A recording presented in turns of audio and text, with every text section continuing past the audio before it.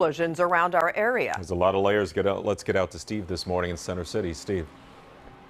Yeah, 36-year-old David Perez of North Philadelphia is in federal detention right now. In fact, he has a detention hearing today on the 5th floor here at federal court, a formality essentially to decide whether he's a danger to society, to be released after his arrest last Thursday. And the law enforcement source told me that he, quote, will likely waive the hearing and stay locked up across 7th Street in the federal detention center while he decides whether to cooperate and tell federal agents how many of those M1000s he made, sold, or traded for guns and drugs, and who he sold them to, and a ballpark idea of how many he made here in the tiny West Cornwall Street and North 3rd Street row house that he lived in until Thursday with his grandmom and mother. And it's right across 3rd Street from a Philadelphia public elementary school still in session before summer recess. In fact, federal agents in the Philadelphia bomb squad waited until school on Thursday was dismissed at 4 p.m. before going into the house, fearing, quote, an entire city block could blow up.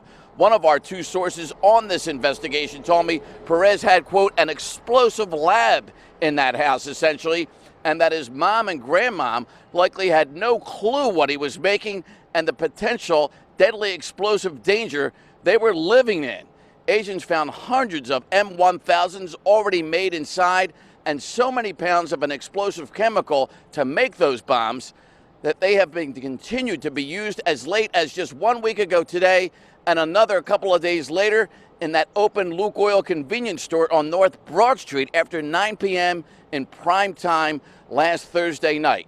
And, quote, and, you know, coincidentally, that's the same night the Philadelphia Police bomb squad and federal agents were delicately coming out of that row house with hundreds more of those explosives and that chemical. In fact, so much of that, they had no idea where they could take it to safely detonate it late last week. Now, the company that agents talked to that Perez had ordered that explosive chemical from to make the bombs told agents the significant quantity of this order was extraordinary.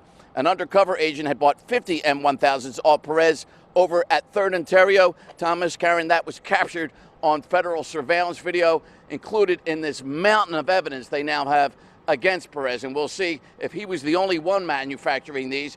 And even though he might be caught, who knows right now how many of these he has put on the street that are still out there to blow up more ATMs and hopefully not kill anybody. Couldn't get him off the street soon enough. 5:35, Steve, thank you.